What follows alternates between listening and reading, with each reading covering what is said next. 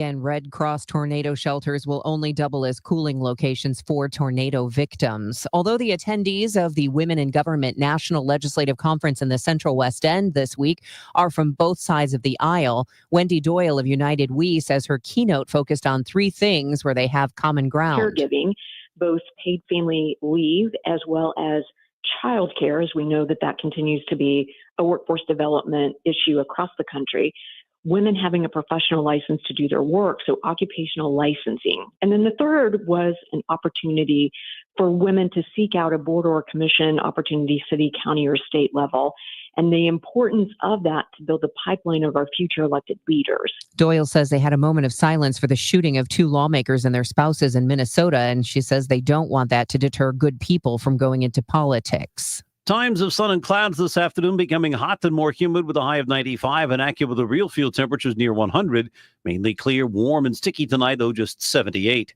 I'm AccuWeather meteorologist Joe Lundberg on 104.1 FM KMOX. Right now, it is 86 degrees and mostly cloudy downtown. At 12:03, I'm Debbie Monterey, KMOX News. Weather sponsored by Renner Garage Door, forward and back, RENNER. Cardinal Cowboy here. For over 65 years, Renner Garage Door has delivered top-notch service, sales, and installation. Get your free estimate today. RennerDoorSTL.com. Renner, forward and back. RENNER, RENNER. This is the Gashouse Gang on 104.1 FM KMOX. Sponsored by Saliga Heating and Cooling, a Daikin comfort dealer. And by Anderson Hospital, a Newsweek World's Best Hospital. Now, the Gashouse Gang on KMOX. The 0-2 pitch, swing and a miss. He struck him out. Granillo picks up the save, and somehow, someway, the Cardinals win this game in extra innings by a score of 8-6. Ended up being a really nice day for the Cardinals yesterday, sweeping a doubleheader, and they sweep the series against the White Sox at Rate Field in Chicago. Good thing they did. It's going to get tough here now back home against the Reds, a series, and then the Cubs come to town. A 7-game homestand happening at Busch Stadium. It is the Gashouse Gang, and it's brought to you by Saliga Heating and Cooling, SaligaHeatingandCooling.com.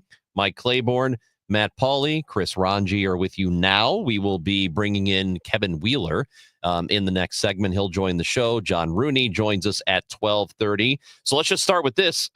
We talked about it before, Matt. This series in particular, you got to handle the White Sox because they ain't no good. And the Cardinals went to town and did just that. Yeah, maybe wasn't as easy as you would have liked it to be, but there was really entertaining games. The Cardinals found a way to score runs when they absolutely needed to. And just some, you think about yesterday, the cool things that happened yesterday. Steven Matz joins Bob Gibson as the only pitchers in Cardinals history to have 4 strikeouts in an inning. Nolan Arenado gets his 350th home run and becomes the 7th ever player in the history of Major League Baseball with 10 Gold Gloves and 350 home runs. And then Andre Granillo, he was the second ever to have a win and a save on their first on the same day, and I believe that means he was the first ever to pick up his first win and his first save on the same day. Plus, he had his first strikeout. That was a really fun, really entertaining day of baseball. Yeah, Clabe. So that's it, right? They go into town, they handle business against a team that's not very good. Exactly what you're supposed to do. No, you're absolutely right, and obviously it was a little harder than maybe some would expect it to be. But I thought these were the 3 most important games of the year to make a statement that they don't play to the level of competition. The second game in the doubleheader was a little bit sloppy, some base running items. You had the big lead and you gave it up. But, they found a way to continue to come back and eventually come back and get the win. So, you know what, we'll take it. It's going to get a little tougher now with Cincinnati and the Cubs this week. Really, when you think about it, for the next couple of weeks, it's going to be pretty interesting because you have the Cubs and the Reds, as we mentioned. Then you go to Cleveland, which is an interesting team. Now, they play the game the right way. They've done a really nice job over there. You never know what you're going to get with Pittsburgh, and then you go into Wrigley Field and play them for 4th of July weekend. So it's going to be interesting to see how much ground the Cardinals can pick up. Yeah, and you touched on it, Claibs. I know that yesterday, that one the game 2 could have gotten away from the Cardinals. I suppose in the end, no harm, no foul, but just sort of following along, listening to people and reading what they're saying about the game as it's happening. A lot of people were not happy with Ollie Marmol taking McGreevy out of the game. Thought he could have gone a little bit deeper and thrown about 75, 76 pitches. Let's stop right there. Well, I was going to finish, but go ahead. Well, I'm going to just tell you, McGreevy was the one. He was gassed. Yeah. He didn't have anything left. He got to the ballpark about an hour before the game started. All right. So just trying to get into his routine and do his whole thing. This was more of McGreevy hitting the wall compared to Ollie taking him out. So let's clear that up right off the bat. Paulie, what do you think? If that's the case, well then, if the starting pitcher comes to the manager and says, "I don't have anything left," then you don't have a choice. Even if that's not true, which I'm not saying it's not, but like if you go to a hypothetical scenario where that doesn't play out and everything still goes down the way it goes down yesterday, I had no problem with the move. Like in that moment, not knowing the information that Claves just shared with us, I still didn't have a problem with it, just in the sense that he was pitching on 4 days rest. He has basically pitched on 5 or 6 days rest every single time this year. I knew about the travel conditions getting in. So if he would have come back out for another inning, I would have been fine with that. But in the moment, it did not bother me at all. Yeah, I wasn't. You know, if he comes back out and he gets lit up, are we going to have that conversation too? Well, you should have taken him out earlier. I mean, you know, you can't have it both ways. And I'm not getting this from secondhand. I talked to McGreevy last night after the game and asked him about how his day went. He just said, I was done. I was gassed, and, you know, a lot of things had changed. But, you know, he gave him a good effort. He gave him a great chance to win the ball game. And that's all you can hope for on such short notice, too, because no one had this penciled in that he was going to pitch with the Cardinals this week. But the weatherman decided to change some things. And one of the problems that we have is that, like, when we saw the White Sox, they elected to go with another reliever as a 27th man. The Cardinals elected to go with a starter for their 27th man, moved everybody else back into rotation. And maybe that's a plus for this reason with the weather changing. We're going to see who can stay hydrated between now and the end of next week. So it was two different ways they went about it. Their guy wanted to have an extra arm in the bullpen. We decided to use McGreevy, who I think most of us were comfortable with. And I thought he did a nice job. But when he knew he was done, instead of going out and trying to serve up a meatball and really open up the gates, you know what? They got him out. And I appreciate that, too, because a lot of guys, they will feel, especially if they're younger players, like they need to push through, whether it's fatigue or injury, some soreness, because they don't want to let anybody down, right? They don't want to be the guy who says, hey, I can't go anymore. I need to sit. They don't want that. They don't want that reputation, so they're very careful about it. But I do appreciate players, modern players, more so than they used to, listening to their bodies talk to them.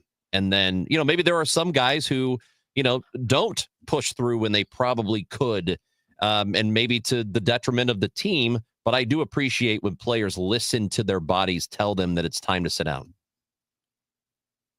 Yeah, I think that's you need to. And, you know, it happens a lot more than I think people realize. Like, and Claves can certainly speak to this more than I can, but I think pitchers go to the manager a lot and say, okay, that's what I got for today. I know, you know, Sonny Gray probably pulls himself out of games more often than he gets pulled out of a game. Like that guys know their own bodies, and guys know at what point they might be starting to let the team down if they stay out there, and that's a bigger deal. So I've always been of the belief it's better to take a guy out one batter too early than one batter too late, and I think pitchers are now very much involved in that decision as well. And you know, I think the other thing, Matt and Chris, with this mentality of max effort on every pitch, you know, guys can't spread out their arsenal like they used to. So they go 5, they go 6, maybe you get 7. And when they're done, they've emptied the closet. There's nothing left compared to some guys in the previous era who were able to nibble here and nibble there. They weren't focused on throwing as hard as they can, as long as they can. It's a different mentality, and it's something that we probably ought to get used to. Yeah, it's a greater pitching thing around baseball, and there's nothing that can be done about it because you cannot tell a guy to back off and to not throw as hard when everybody knows throwing hard helps you get outs. It decreases your margin of error, or it increases your margin of error. So, and that's how you get noticed too. Your guys are not going to stop throwing as hard as they can because they know it's effective. So that is a thing that's just part of baseball now, and we're all going to have to figure out a way to deal with that. And as far as the bullpen goes, look, even if McGreevy does go, and this was my feeling on last night, even if he does pitch another, and he was probably good for one more inning, even if he was good for another inning, it would have been no more than one. You still have 3 innings to cover. So the bullpen is still going to have to get, 9 more outs. And I thought they were in position to do that with the guys that they didn't use in the first game.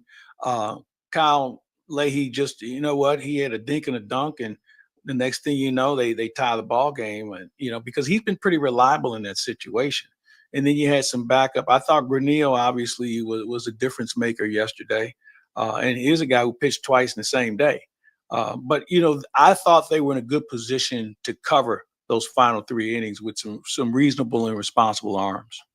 And I also think they would have gotten to those arms that they used one way or another. If McGreevy goes another inning, it's probably Riley O'Brien who doesn't come in. They probably go straight to Leahy and King. So you could never reconstruct the game because different things happen and everything. So we can't say that the exact same situation would have played out. But again, extending McGreevy for one more inning, in all likelihood, doesn't really change the way things are looking in the final 3 innings. This is the Gashouse Gang. We're going to get Kevin Wheeler's thoughts on this and just what the, short-term, long-term situation for Michael McGreevy is going to be with the Cardinals. We'll get his opinions as well. Mike Claiborne, Matt Pauley, Chris Ranji will be joined by Wheels next on the Gashouse Gang on KMOX.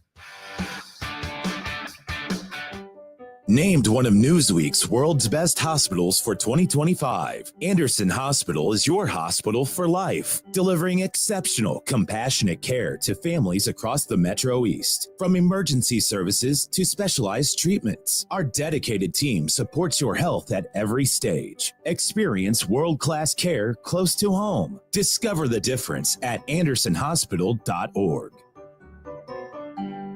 Cardinal Cowboy here. After proving the doctors wrong following my accident, I got back to baseball, started kicking field goals, and finally got paid as a pro kicker and ultimately became a leader in the marketing world. That's why I trust Renner Garage Door, exceeding expectations for over 65 years. They service, sell, and install top brands like Delden, Amar, and LiftMaster. Get your free quote today. Check them out at RennerDoorSTL.com. Renner, forward and back. Giddy up! RENNER, RENNER. $5,000. That's the average amount of money people in the U.S. are now spending on gas in a year. $5,000. That's crazy. If you drive, you have to download Upside, the free app that gives you cash back every time you get gas. That's right. You can earn real cash back with Upside just by buying the gas you're already buying. You can literally start earning cash back today. I use Upside every time I fill up, and I've already made around $300. You're putting gas in your car anyway. Why not get real cash back? If you like free money, download Upside. I'm saving the cash I earn from using Upside to help pay for a vacation later this year. Download the free Upside app now to earn cash back every time you buy gas. Use promo code CODE to get an extra 35 cents per gallon on your first tank. You can cash out anytime right to your bank, PayPal, or a gift card for Amazon and other brands. Just download the free Upside app and use promo code CODE for a 35 cents per gallon bonus on your first tank. That's code CODE for a 35 cents per gallon bonus. To have a roof over your head, a nice roof over your head, is very important. That's Rick talking about his experience with Rhino Shield ceramic coating. We got Rhino Shield 18 years ago, and they're very cooperative on getting us the right paint. They were in and out and done in no time. Once it was finished, looked great. We were very happy with it. The main reason Rick called Rhino Shield is because it's backed by a 25-year transferable warranty. We've watched a lot of people get their house painted 3 or 4 times. We haven't had to do any of it. I don't know about you guys, but I don't want to have to paint it every 5-7 years. Take a tip from Rick and put down the paintbrush and call Rhino Shield for your free evaluation. 877-25-RHINO. 877-25-RHINO. Or visit 877-25rhino.com. We got Rhino Shield 18 years ago. Financially makes sense, especially if it's going to last like this did. Still looks great. Call now. 877-25-RHINO or 877-25rhino.com. Don't pay, don't paint Rhino. Go Rhino Shield. Never paint your house again. Rhino Shield. Hey guys, Glover here with my friend Mark Cantor at Cantor Injury Law. So as you know, I'm a lawyer, so I take this very seriously. Mark is a great attorney. He has a great team. He is from St. Louis. He is local. Call 314-628-9999 or visit cantorinjurylaw.com. The choice of a lawyer is an important decision and should not be solely based on advertisements. Retiring soon? Get the information you need by joining Kyle Jones and Matt Allgeier of Fire Capital Management for your retirement highway, Sunday mornings at 9:30. Investment advisory services made available through Pine Ridge Advisors, LLC, registered investment advisors. Securities made available through AE Financial Services, LLC, member FINRA and SIPC. Hi, I'm Jim Brennan with McKelvey Homes. Dreaming of a brand new home but don't want to wait? You are in luck. McKelvey has dozens of brand new move-in ready homes with tremendous savings. And take advantage of our special 30-year fixed financing from the Fives. We have a wide variety of luxury custom homes in prime locations, all with McKelvey's legendary quality and personal service. Visit McKelveyhomes.com and move up to McKelvey. KMOX is everywhere. 1120 a.m. Streaming live on the Odyssey app. And now at 104.1 FM. Here's a swing and a miss. Taylor is out on strikes. The fifth strikeout for McGreevy. Michael McGreevy finished with 5 of those strikeouts yesterday, 5 innings of work, and 1 run given up. Cardinals give up the lead in game 2 of a doubleheader, but they come back and they end up winning it in extra innings to sweep the series against the Chicago White Sox. And it is the Reds tonight. Matt Pauley, Mike Claiborne, and now Kevin Wheeler joining us. Chris Ranji with you here on the Gashouse Gang, brought to you by Saliga Heating and Cooling, SaligaHeatingandCooling.com. And Wheels, we're talking about McGreevy and coming out of the game yesterday, and him maybe being a little fatigued as the reason he came out. But now what happens with him? Because we hear a lot of fans on this show and text messages and comments that they just want him here. They want him here in the rotation for the rest of the year. Well, the good news is, and I'm sure that there's no announcement on it, but I know it's a buzz around the team, right, Claves, that he's going to be back this week. It sounds like with this long stretch of games with no days off, they're going to mix him in there. So call him up, send someone else down, bring him up for a spot start, and include him during this difficult stretch. But I do think there's 2 things going on. I think Matt and Claves will probably agree. One is fans are always impatient for the next thing, and he's the next thing. Like, he's a young guy that's doing really well, and he's one of the pieces of hope for the future, so you want to see him more, which I do too. But at the same time, they don't have a lot of pitching depth. So you can't just kick someone to the side of the road. I would agree with that completely. But I do think, Claves, it'll be fun to find him more spots because as Ollie has pointed out, I think Ollie said this the other day with regard to Gorman and Walker, that if we don't find out about them this year, we failed. And I don't know if it's as extreme with McGreevy, but it's important to know what you have in him for next year, right? So you can know you can count on him. Well, you think about the fact that how long he's been in the organization, and this is the first time he's actually become a legitimately relevant contributor. And with that said, you got to find out because he should be big league ready at this stage of his career. Yeah. And so far, so good. The question is, who does he replace? Who skips a start? We've been pretty lucky this year to watch the Cardinals not have a lot of injuries to their pitching. And then while a lot of teams have had guys go down, the Cardinals, knock on wood, have been one of the teams that doesn't have that problem to contend with. So there hasn't been a lane for him to actually be part of on a regular basis. But, weather has had a lot to do with the fact that McGreevy's found some ways to get in the rotation, and I don't think we're done with that. But, yeah, he's next. I mean, he's the next big league ready guy. And when you look at what you think 26 is going to look like, there's going to be probably 2 to 3 guys that are pitching for the Cardinals now that probably won't be part of the equation for next year. Matt, we talked about this with position players last week, right?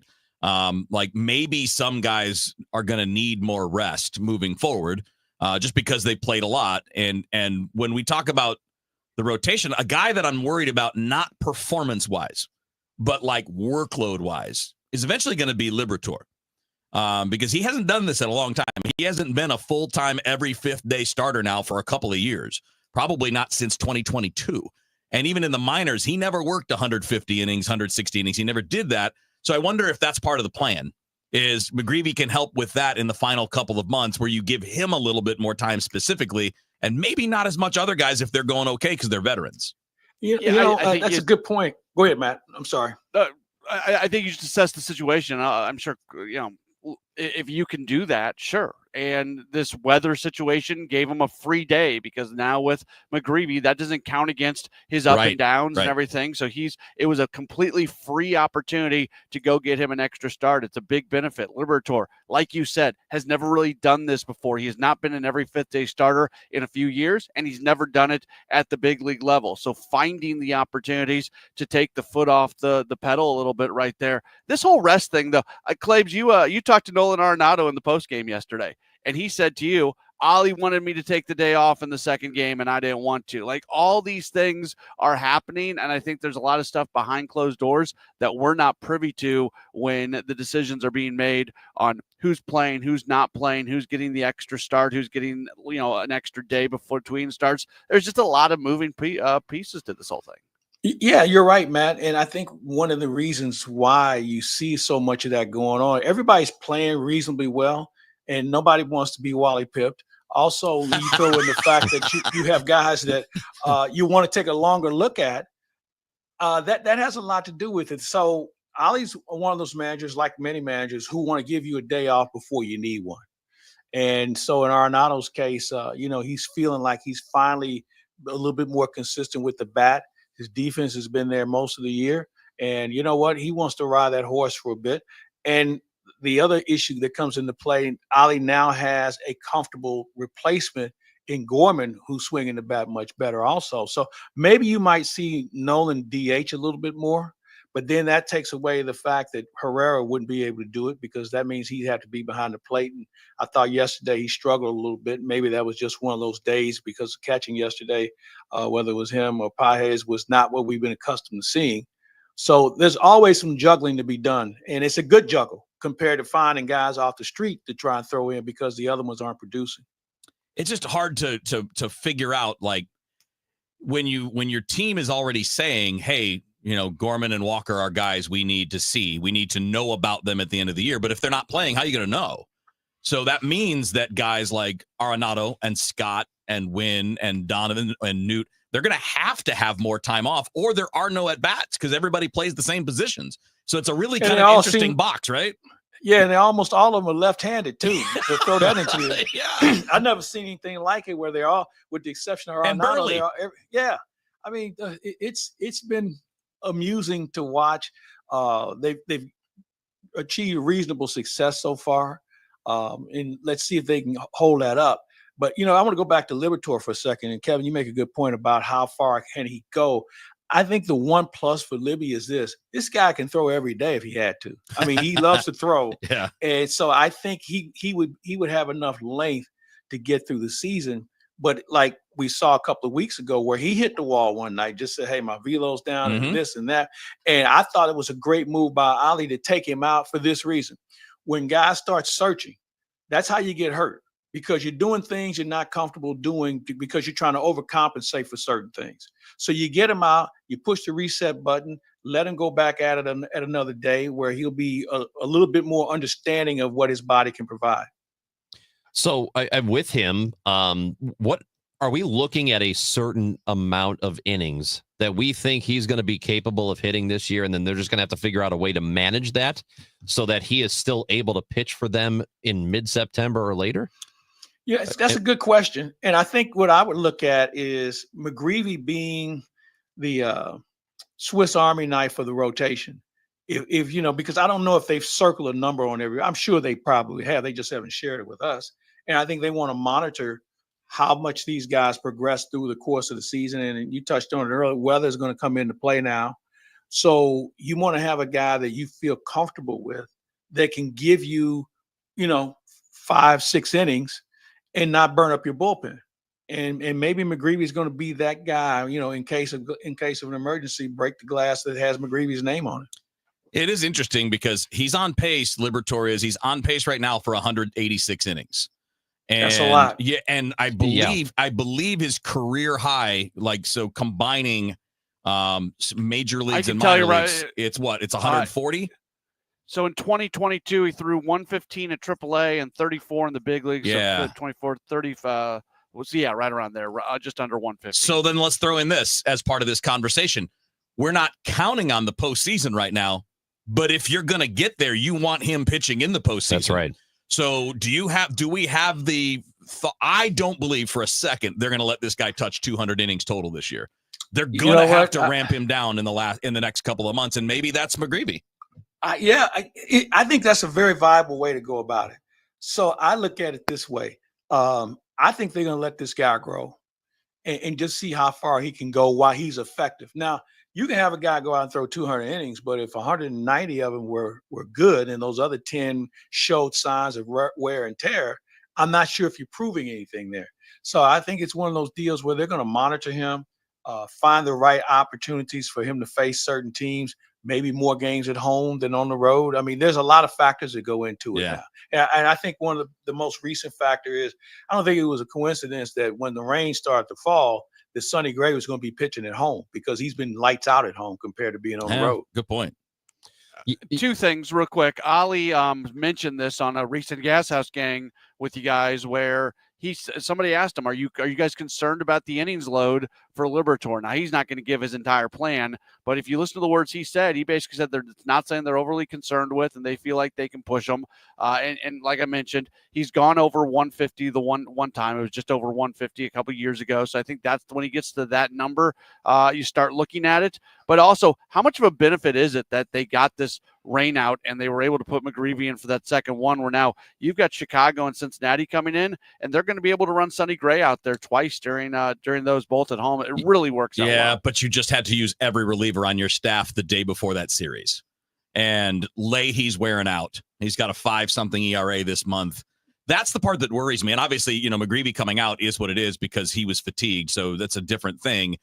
But man, it highlights how much they need 6 innings from their starters on a regular basis, because when you're already running tight with Leahy struggling lately, and not on the year, but the last month, it's been pretty rough. And Helsley's he was good yesterday, but he still had his moments. Taxing this bullpen could be the worst thing you can do. And going into you have no off days anytime soon, and the Reds and the Cubs next up. That's what worries me more than anything, is that you had to use every reliever on your staff yesterday. Well, I think the important thing here is for the foreseeable future, you touch on it, your starters have to give you a chance. Because if you have a guy who has a flat tire and all of a sudden you have to go get him after 3 or 4 innings, then your bullpen is going to get fried up pretty quick. Yep. Andre Palante, he went 6 innings. That was good. That's fine. Yeah. So I'm sorry. It's been a while, right? He went 4 1/3 his last time out. A few times ago, he went 7 innings. They're going to need some length out of him tonight. There's no question. Palante getting the start against the Reds. Wheels, Paulie, thank you. Boys, have fun. Say hi to John. Mike Claiborne sticks around with me, Chris Ranji. John Rooney is on the show. The Gashouse Gang next. Bernie Miklas here for Saliga Heating and Cooling, a Daikin comfort dealer. The Saliga family's been taking great care of St. Louis since 1927 and still have the best and most trustworthy customer service in town. Saliga can handle all of your heating and air conditioning needs for home or business. They offer free estimates and finance.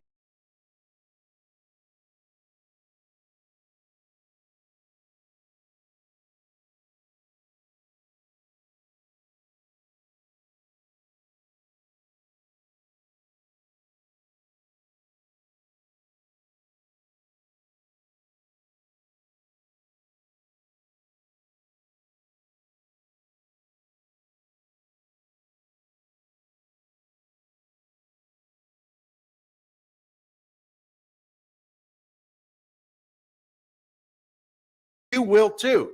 For more information, call Saliga at 314-481-7333 or visit SaligaHeatingandCooling.com. If you owe the IRS, you have a legal issue, and you need the Lance Drury Law Firm. We'll protect your rights. Log on at LanceDruryLaw.com.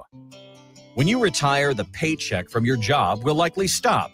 But here's what won't stop: bills, taxes, and medical issues. Sure, there's Social Security, but that may not be enough. Steve All and his team at the All Financial Group can show you potential ways to develop a new stream of income that can last as long as you live. Kind of like having your own personal pension. You won't have to worry about whether the market is up or down or who's sitting in the White House. You can spend your time instead on the things that matter. like family, friends, and doing the things you never had time to do before. Call Steve All today at 636-230-8824. That's 636-230-8824 and schedule a custom income review at no charge. Or find us online at yourmoneymattersstl.com. Investment advisory products and services made available through Impact Partnership Wealth, LLC, IPW, a registered investment advisor. Neither the firm nor its agents or representatives may give tax or legal advice. 89 degrees and sunny in St. Louis. It feels like it's 93, and we do have an extreme heat watch in effect from tomorrow afternoon all the way through the weekend into Tuesday. The weather brought to you by Sandberg Phoenix Law Firm. At Sandberg Phoenix, we're more than just a law firm. Our attorneys are committed to you, your business, and your community. We are ready to serve you in the areas of business litigation, intellectual property, health law, and products liability. SandbergPhoenix.com. The choice of lawyers is an important decision and should not be based solely on advertising. The success you've had in life matters. The late nights, the extra shifts, the moments you've stood up and said, I've got this. At University of Maryland Global Campus, we value your achievements because we're a school for real life. With UMGC, you can earn up to 90 credits toward a bachelor's for prior learning and relevant life and work experience, or transfer up to 12 credits toward a master's. We offer scholarships, affordable tuition, and online and hybrid classes, all with the support you need from your first day to graduation day and beyond. As an accredited state university, we've been transforming lives for over 75 years. Choose from more than 135 undergraduate and graduate degrees and certificates, and get ready to succeed again. Get an affordable online skills-based education to move your career forward. UMGC offers no-cost digital materials in place of textbooks in most courses, low-cost tuition, and over $21 million in scholarship opportunities each aid year. Find out if you qualify at umgc.edu. Certified to operate in Virginia by Chev. Cards manager Ollie Marble joins the Gashouse Gang every Tuesday at noon. Sponsored by Siteman Cancer Center on the voice of the Cardinals, 104.1 FM, KMOX. Now the John Rooney Conversation on KMOX. Sponsored by Missouri Farm Bureau Insurance. We are Missouri Farm Bureau Insurance. And if you're a Missourian, we're for you. Swings and he drives it to center field. Roberts not going to catch it. The ball bounces off the track and off the wall. Here's Gorman getting the stop sign at third on the double by Pedro Pajes. Cardinals went to Chicago. They took care of business against the White Sox, a team that is not very good. They're not as bad as they were last year, but they are still not a good baseball team. And the Cardinals sweep that series against the Sox. So a homestand begins tonight. We are looking to hook up here with John Rooney in just a moment. And don't forget that the game tonight, if you have that original schedule, the paper schedule, probably says 7:15 on it. Nah, 6:15 game tonight. 5:20 for the pregame show, 6:15 first pitch. They are starting an hour earlier because of a Cole Swindell concert, which is tonight. And there are still tickets available for that. And I don't know if the VIP seats are gone, but there were VIP standing room where you could stand on the infield. You could be on the infield dirt watching the show. So maybe go to cardinals.com and check it out. See if those are available if you're interested tonight. So as we said, Claves, you gotta beat teams like this. And with the Reds, I'm talking about the White Sox, but with the Reds now coming to town, I mean, how much of a threat do you see them at the moment? Because the Cardinals are, they've been right there with them. Right now, the Cardinals are a game better than the Reds are, but the two teams have been pretty close to each other for a while now. I'm not exactly sure what to make of them. I think they're dangerous. I don't know if they're division winning good, and I really don't think they're wild card winning good. So what do you think of them? They were a team at the beginning of the year I thought was going to contend with the Cardinals and the Cubs for the division. That hasn't changed. I think you used the right word. They're dangerous. They can swing the bat, especially at home. They have some interesting pitching, and they're starting to play better. They put together a pretty good run here recently. And, when you look at their lineup, Ellie De La Cruz is one of the fun players in the game to watch, and they have some other young players that have really started to come on. So this won't be easy, but they're not supposed to be at this time of the year. Everybody's fighting, and everybody's trying to make a statement.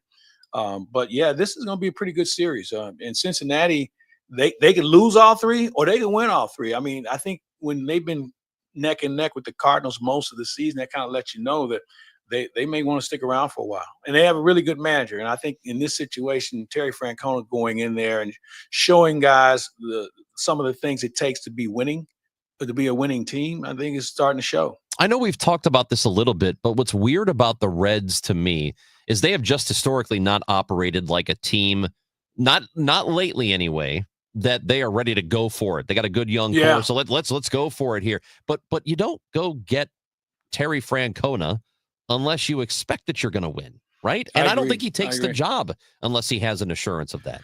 I agree with you 200%, Chris. And when he interviewed for the job, he probably asked them more questions than they asked him about what if, are we going to be able to do this and do that?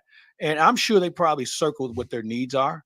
And I think that they're one of those teams that might try and jump in this thing early to make themselves a better team than waiting till the trade deadline. I just think that this season, there's so many teams that have to make that decision on whether they feel like they're going to compete.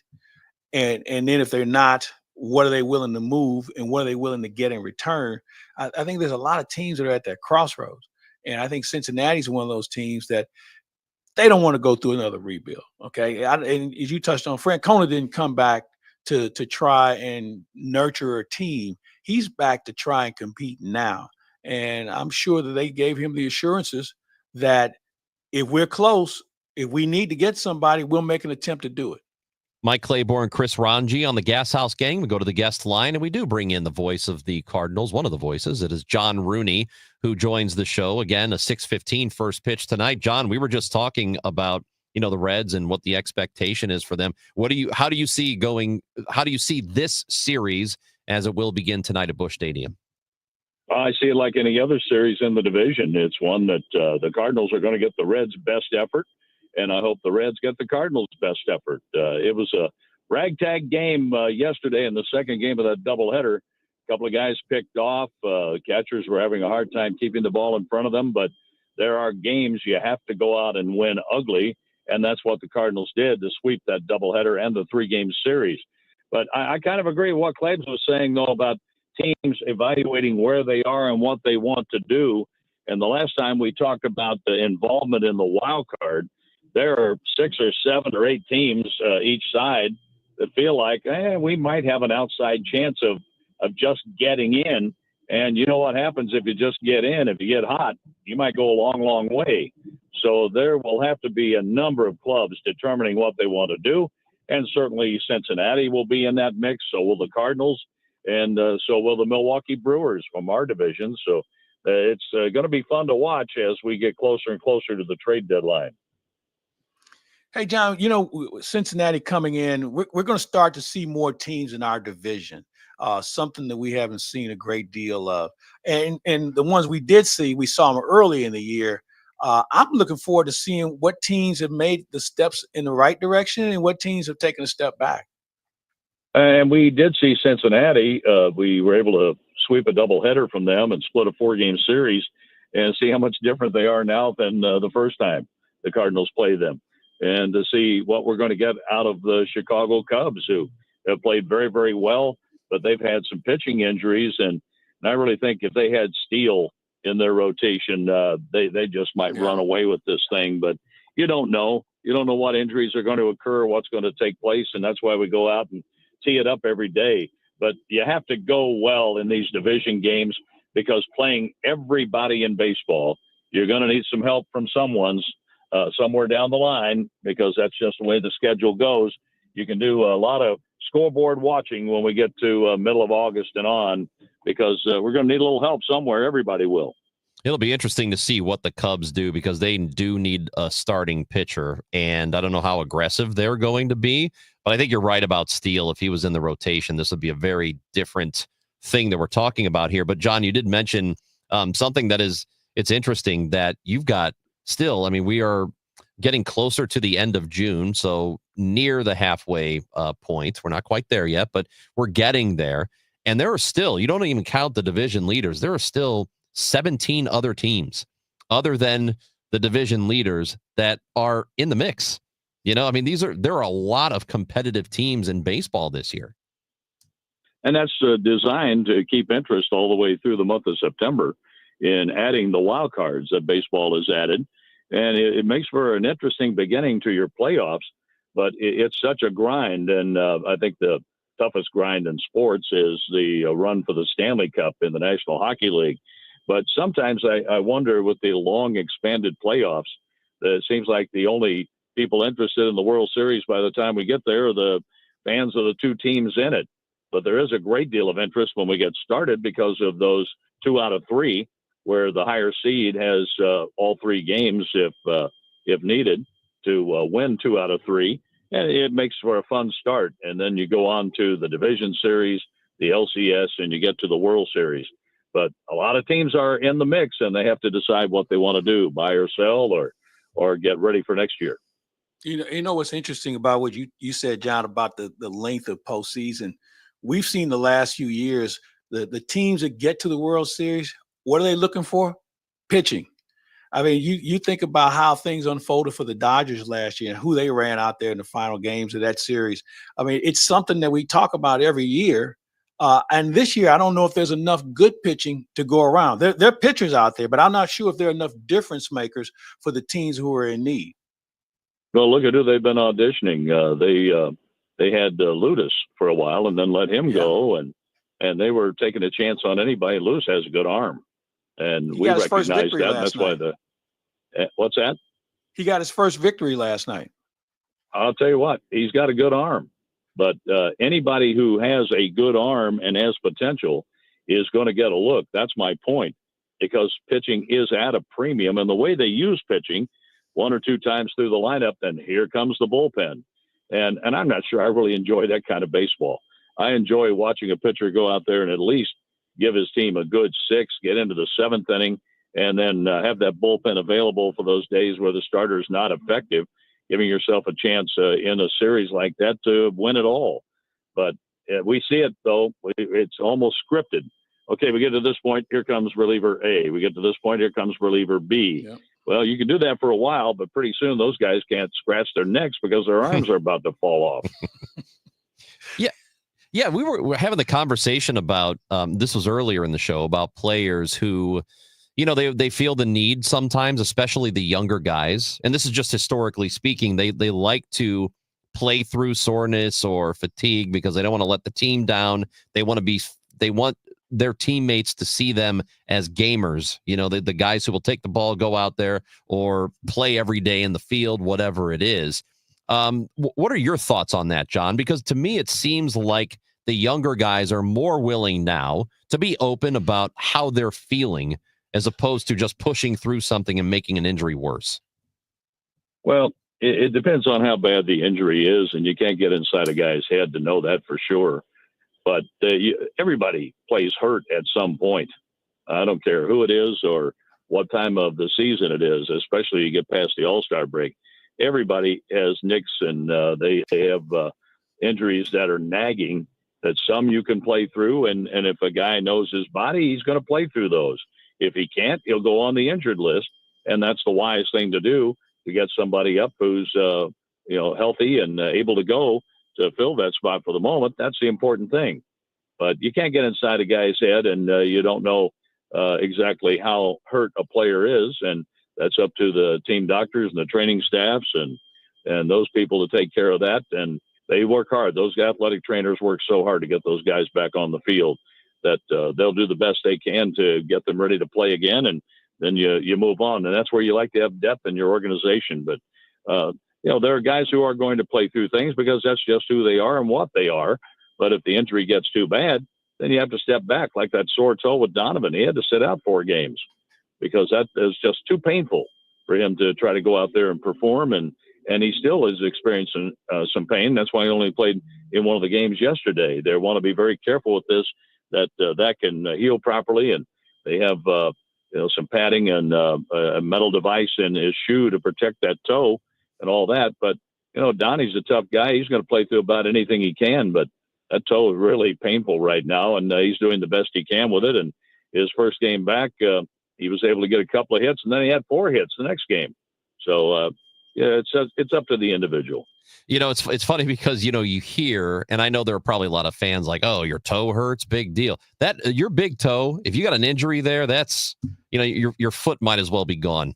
That hurts. Well, like in football, I mean, turf toe, and this is kind of like that. But they're not going to be able to play through that. Cost Deion Sanders his career. Yeah, guess what? They're going to step on that thing the first play.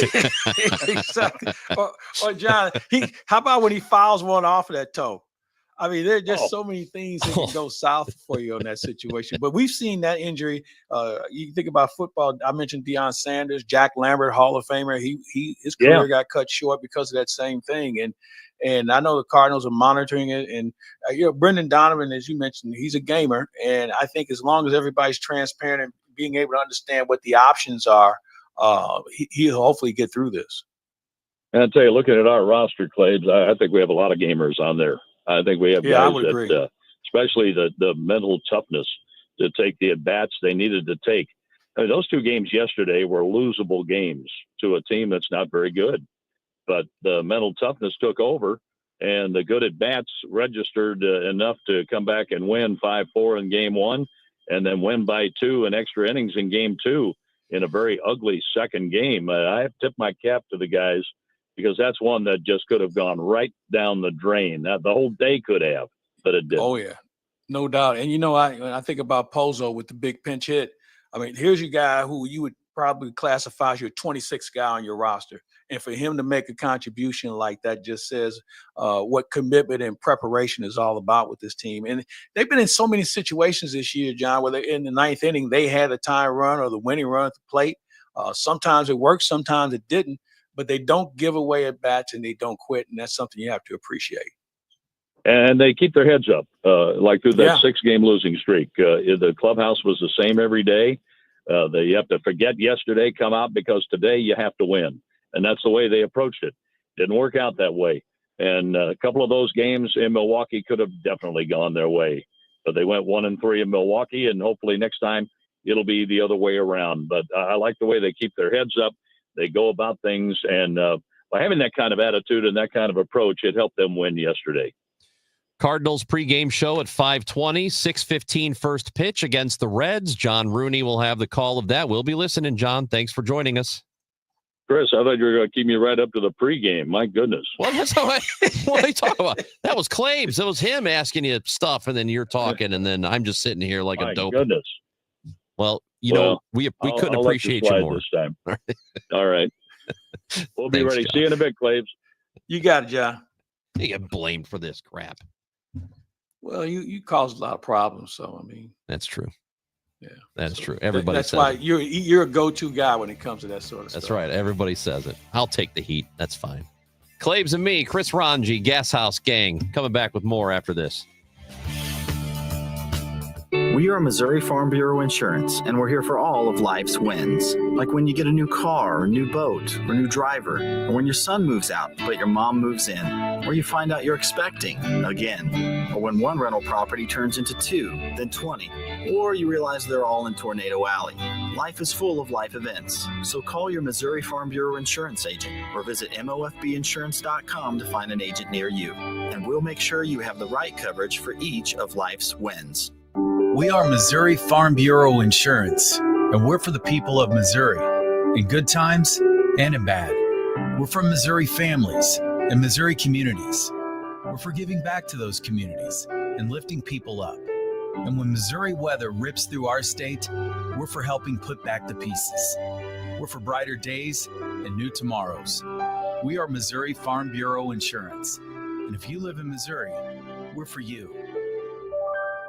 Many Americans take a fish oil supplement, often with the goal in mind of heart health, blood pressure, cholesterol, joint comfort. If that's you, you need to hear what the Cleveland Clinic concluded. At best, fish oil pills aren't likely to do much good for your health, and at worst, they could actually increase your risk of stroke. While omega-3 fatty acids are well studied and beneficial, many fish oil supplements contain a low dose of only 2 omega-3 fatty acids. 2. Krill oil from Native Path, on the other hand, contains a powerful extra antioxidant not found in fish oil. That That powerful extra antioxidant makes krill oil from Native Path richer in omega-3 antioxidants. Plus, krill oil is better absorbed with higher bioavailability than fish oil, which means your body's getting more of the health benefits of the omega-3s. So do what I did and follow the research. Switch from fish oil to Antarctic krill oil from Native Path. You can get 66% off plus free shipping if you go to krillreport.com and click on my name, Debbie Monterey. Krillreport.com for Native Path krill oil. On the Chris and Amy Show, we're launching 100 acts of kindness because apparently honking less in traffic doesn't count as charity. We're teaming up with Jerry Kelly Heating and Cooling to prove kindness doesn't have to cost a dime. Hold the door, say thank you, help your neighbor take out their trash without throwing yours in first. No grand gesture required, just small, simple acts of human decency. We believe in you. Join us and share your stories with hashtag 100KindActs. Kindness, it's like a group hug without the awkwardness. We've been here 30 years. 30 Christmases in this house, and we have the traditions that most families have. That's Terry talking about her experience with Rhino Shield ceramic coating. We did Rhino Shield 14 years ago, and the house still looks the same as the first day. Rhino Shield really worked with me to help me get just the right, nice, soft yellow, and it's 14 years later, and it's the same color. The main reason Terry called Rhino Shield is because it's backed by its 25-year transferable warranty. It just sounded wonderful that we could have the house coated with Rhino Shield and not have to worry about it again for 25 years. Take it from Terry. Give Rhino Shield a call now for a free evaluation. 877-25-RHINO.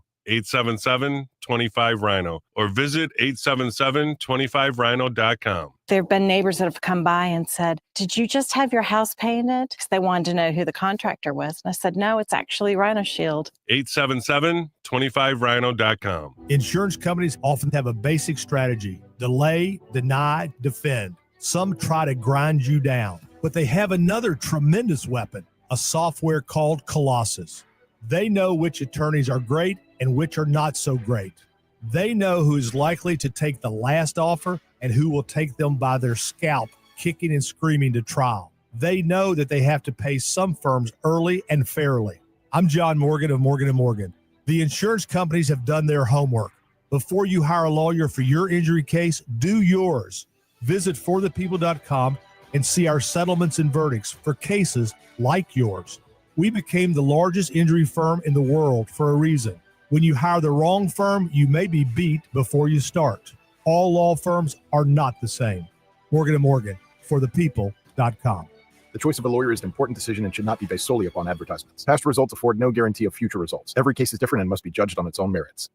Now back to the Gashouse Gang, sponsored by Saliga Heating and Cooling and by Anderson Hospital on 104.1 FM KMOX.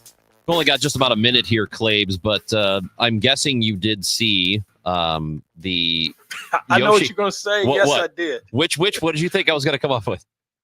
The Dodgers-Padre game last night? Yes. And it wasn't the Ohtani thing so much, which was pretty awesome because he got plunked. There was a little bit of a beanball or a plunking war going on. And after Ohtani got hit, he went to his dugout and told him to stay in the dugout instead of coming out to start a fight, which was interesting. You don't see players do it. But Yamamoto with the near immaculate inning. Did you see that? Where the umpire missed the pitch. Oh, it could not have been. I was being nice about it. He was worse than missing a pitch. He just flat out blew it. Dude, it could not have been more of a strike. That one's tough. Yeah. And I don't know, do you realize this, that there have been, the estimation is something like 2.1 or 2.2 million innings played in the history of baseball, and there have only been about 118 immaculate innings. So we could have seen, and Ryan Helsley had one, remember, 3 years ago. He did have one, yeah. I mean, you don't see it every day, that's for sure. It's a very cool thing for people. And you don't see managers wanting to go with each other very often either. I have to go back to Whitey Herzog or Roger Craig here in St. Louis many moons ago. But that was something, and I don't think it's over with by a long shot. I thought Tony and Dusty were going to go at it. Yeah, but when you start getting chest to chest with somebody like they were last night, you know, it was about to get real serious. And it's nothing worse than seeing two old men fight. Well, yes, there is. When Pedro Martinez throws down an old man, throws him to the ground. Yeah, that's probably worse. All right, Claves, awesome again. We'll do it next Friday. Looking forward to it. Have a great weekend. Stay cool. You too, my friend. We'll be listening to the broadcast tonight. Don't sweat too much. I don't know if you'll ever be cool. Hey, Bullock tonight? No, we're off tonight because of the concert. Oh, that's right. Cole Swindell. All right. Well, we'll do it again next week, Mike Claiborne. All right, man. Have a good weekend. You too. I'm Chris Ranji, Gashouse Gang. The podcast will be on YouTube or the Odyssey app. Go back and listen to it. And we will be back with you at noon on Monday on 104.1 FM KMOX.